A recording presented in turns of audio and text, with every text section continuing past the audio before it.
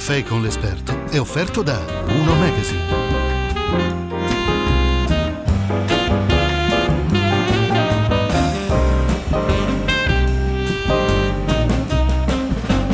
Un nuovo appuntamento con un caffè con l'esperto, qui in Sala Bianca del Caffè Pedrocchi. Sono Claudio Campagnolo, di fronte a me il professor Carlo Foresta, endocrinologo, andrologo e docente presso l'Università di Padova. Benvenuto professore. Grazie a lei. Voi avete segnalato attraverso anche la sua fondazione, professore, che un giovane su 3 ha problemi di fertilità, però la visita dall'andrologo, che sarebbe appunto la persona a cui compete individuare questa patologia, è ancora molto rara. Perché?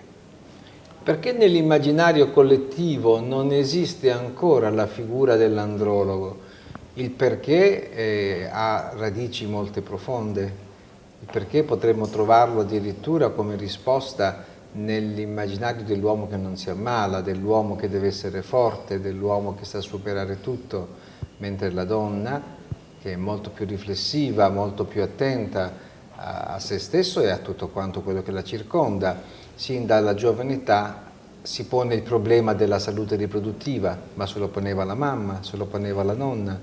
Esiste una tradizione. Per l'uomo invece non c'è nessuna tradizione di questo genere, ma non soltanto per le patologie andrologiche del giovane maschio, ma in genere il rapporto uomo-salute e uomo-medicina è un rapporto molto distaccato. Non è un caso che l'uomo muoia 5 anni prima della donna, perché l'uomo non si cura, l'uomo non fa prevenzione, l'uomo crede di poter superare tutto in quanto uomo. Veniamo all'aspetto legato all'infertilità. Voi da diversi anni osservate in maniera attenta questo aspetto ed è purtroppo drammaticamente aumentata l'infertilità presso i giovani. Sì, esiste un calo della spermatogenesi in generale, cioè della produzione di spermatozoi. Lo hanno documentato vari centri internazionali, lo ha documentato la Francia anche recentemente, che ha analizzato le caratteristiche seminologiche dei donatori di sperma, che sono i sani, e ha confrontato quelli degli ultimi anni con quelli di 30 anni fa. Quindi metodologie di indagini comparabili, soggetti che si sottopongono all'indagine comparabili per caratteristiche, un 30% in meno del numero degli spermatozoi. Questo dovuto a cosa, professore? L'unico momento che possiamo capire è un ambiente, un modo di vivere che praticamente coinvolge tutti, quindi non è il singolo, ma coinvolge tutti, che influenza negativamente la produzione degli spermatozoi.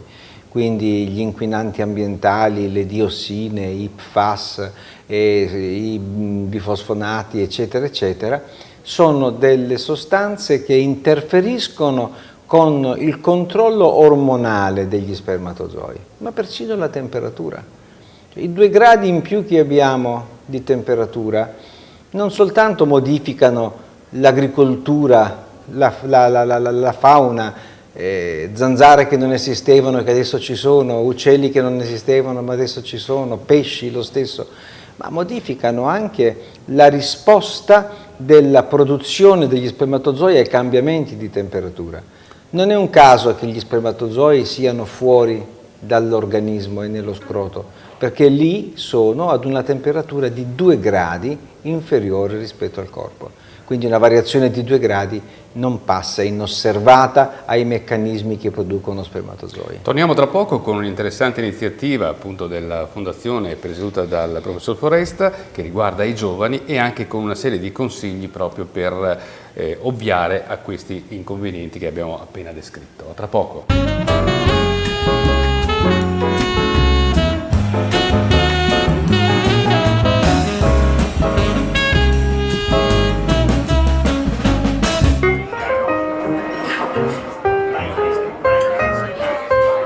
Seguici su Facebook, Twitter e YouTube e rivedi tutte le interviste di Un caffè con l'esperto dove vuoi e quando vuoi. 22 ottobre 2017. Referendum sull'autonomia del Veneto. Il quesito sarà: vuoi che alla Regione del Veneto siano attribuite ulteriori forme e condizioni particolari di autonomia? La proposta sottoposta a referendum è valida se ha partecipato alla votazione la maggioranza degli aventi diritto e se è stata raggiunta la maggioranza dei voti espressi. I seggi saranno aperti dalle 7 alle 23. L'elettore dovrà presentarsi al seggio indicato nella propria tessera elettorale munito di un documento di riconoscimento valido.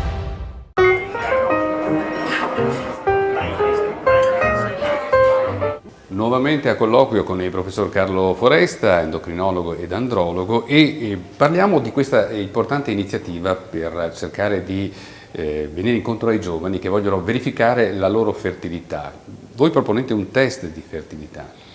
Con la nostra fondazione e soprattutto con i giovani medici, i giovani biologi che sono a fianco della fondazione, abbiamo deciso di lanciare una campagna di prevenzione dell'infertilità, proponendo a tutti i giovani maschi, dai 18 ai 40 anni, un esame gratuito del liquido seminale. Basta che prenotino, che telefonino. Ovviamente questo tipo di valutazione serve a dare la patente di normalità a chi è normale, ma serve a far emergere, se esistono patologie, queste patologie che poi noi, attraverso la comunicazione al medico di famiglia e attraverso il coinvolgimento delle strutture sanitarie e istituzionali, potremmo affrontare con determinazione prima che sia troppo tardi. Bene, allora chi è interessato può rivolgersi al numero che è comparso appunto alla visione dei nostri amici all'ascolto, e naturalmente ricordiamo che c'è anche un piccolo decalogo che voi avete redatto, no? Lo Certo. leggiamo velocemente, vediamo un po' sui punti abbastanza semplici, andiamo via veloci, tipo il primo posto: evitare sempre il fumo e le droghe, il secondo posto: no all'abuso di alcol, ancora scegli un'alimentazione sana e tieni sotto controllo il tuo peso e fai un'adeguata attività fisica. Questo incide molto anche sulla fertilità. Incide molto perché l'aumento del peso modifica sostanzialmente il quadro ormonale che regola la spermatogenesi, e quindi bisogna stare attenti all'alimentazione e all'attività fisica se vogliamo che ci sia un perfetto equilibrio. Voi poi ricordate anche di adottare un sano comportamento sessuale e di osservare una corretta igiene intima. Che cosa intendete esattamente? Perché una igiene intima non corretta è un fattore di rischio per infezioni, per uretriti, per epididimiti, e l'alterazione di queste vie è proprio alla base della difficoltà o del passaggio degli spermatozoi o di quella fase maturativa che avviene proprio in queste vie. E quindi Un altro nemico è lo stress. E lo stress è nemico della fertilità, è nemico della sessualità. E lo stress è esso stesso, come dire, un momento di modificazione della produzione degli ormoni. Si aumenta il cortisolo, aumenta la prolattina, aumentano le catecolamine. Lo stress è foriero di patologie sistemiche come l'ipertensione, come le cardiopatie. Quindi è chiaro che a fronte di un'alterazione così generale anche la riproduzione e la sessualità manifestano dei disagi. Poi gli indumenti troppo stretti da evitare per le ragioni di cui La poco fa, per la sì. temperatura. E no al telefono cellulare sempre nella tasca dei pantaloni. Perché il telefono cellulare oppure il computer sulle gambe sono momenti di incremento di temperatura e fonte anche di onde elettromagnetiche che interferiscono con la motilità degli spermatozoi. Ancora gli ultimi due punti: eseguire periodicamente, questo è il consiglio della Fondazione, l'autopalpazione dei testicoli. Questo è un fatto importante. Questo è un fatto importante, non ancora come dire, adeguatamente comunicato ai giovani. Cioè, l'autopalpazione del testicolo è fondamentale. Il tumore del testicolo è il tumore più frequente nel maschio dai 18 ai 40 anni, ma da noi arrivano maschi quando hanno già una neoplasia che è grande come un mandarino. Se uno si adegua alla palpazione del testicolo, si accorge subito se c'è qualche alterazione, qualche modificazione della struttura. E chiudiamo con l'ultimo punto che si collega a quello che lei ha appena detto, cioè ovvero di sollecitare i ragazzi ad andare appunto dall'andrologo. più precocemente possibile. L'andrologo deve essere una figura di riferimento per l'uomo a qualsiasi età. Per il giovane riguarda la fertilità, riguarda la sessualità, per l'adulto riguarda il problema prostatico, ma soprattutto la sessualità, perché nell'adulto la percentuale di uomini che hanno difficoltà poi nell'erezione incrementa, e la difficoltà erettiva è il primo segno, può essere il primo segno di malattie sistemiche. Nell'uomo adulto la difficoltà erettiva, per esempio, può essere il primo segno di patologie cardiovascolari. Quindi da lì si apre lo scenario per la comprensione del fenomeno che è indotto alla disfunzione erettile, quindi si guarda tutto quanto l'insieme e se si previene meglio.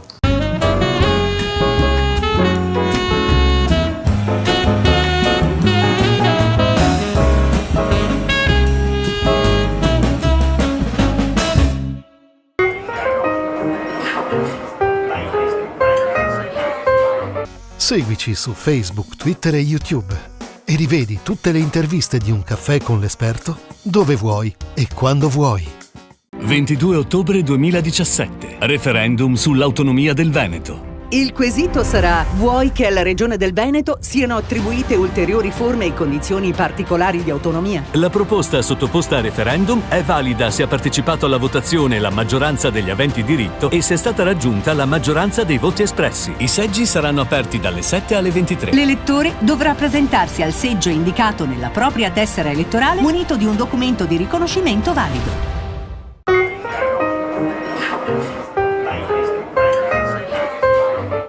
Professore, voi avete fatto anche un'indagine molto interessante confrontando i giovani di 10 anni fa, 10-15 anni fa, con i giovani d'oggi. E vedo alcune cose che mi hanno colpito. Ad esempio, avete verificato, facendo appunto questa inchiesta, che si è abbassata l'età della prima sigaretta da 15,7 anni di un tempo ai 13 e qualcosa di adesso. Questo certo. È un dato molto È un dato da considerare con attenzione, certo. Poi, ad esempio, un'altra cosa, è aumentato enormemente il consumo di marijuana. Prima chi l'aveva provata era circa il 50%, cioè un ragazzo su due, mentre adesso siamo al 76% della popolazione giovanile. L'hanno provata in tanti, ovviamente quelli che la utilizzano sono meno del 76%, ma c'è una percentuale molto elevata di giovani che ormai considera l'uso della marijuana un qualcosa che può avvenire senza alcuna considerazione di effetti collaterali. Ecco, a parte di questi primi due dati negativi, almeno uno positivo c'è, che è diminuito l'uso di ecstasy, eroina e cocaina. Certo, le droghe chimiche sono diminuite, mentre è diventato abituale l'uso della marijuana. Invece un ultimo aspetto che mi interessa evidenziare, che riguarda un po' la chiacchierata di questa mattina, è come sono modificati l'approccio che hanno i ragazzi con il sesso. Ma i ragazzi, a dire il vero, quelli in fase adolescenziale fino ai 18 anni, stanno avendo dei problemi nuovi che sono quelli della mancata figura di riferimento per il confronto, per interloquire su queste tematiche. Dicevamo prima che questi ragazzi sono figli di genitori sempre più anziani, sono molto spesso figli unici, sono molto spesso figli di genitori separati e quindi non hanno proprio un contesto sociale ben definito con cui raffrontarsi. Purtroppo rimane Internet il grande fratello. Internet, per quanto abbia sicuramente un significato straordinario per tanti altri aspetti, bisogna anche saperlo interpretare, bisogna anche saper cercare, perché ci sono tante notizie non fondate, pericolose. E infatti quando si chiede ai ragazzi da chi hai avuto le informazioni, il primo posto sta proprio su Internet. E lì sapete bene che esiste il mare magnum, soprattutto per quanto riguarda poi la sex e Internet, perché esiste tutto uno scenario che può essere impegnativo per un giovane in fase adolescenziale che ancora non ha avuto esperienze concrete e non ha, come dire, punti di riferimento con cui confrontarsi. Grazie al professor Carlo Foresta, endocrinologo e andrologo. Grazie a lei. E grazie per questa vostra iniziativa che invita i giovani a fare il test gratuito per verificare la propria fertilità. Alla prossima!